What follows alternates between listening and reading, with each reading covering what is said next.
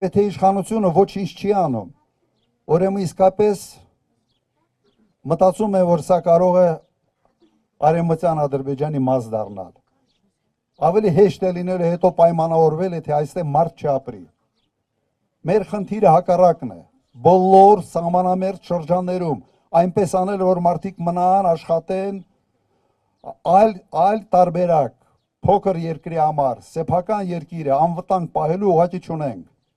Հայաստանը չի կարող միայն Երևանը լինել։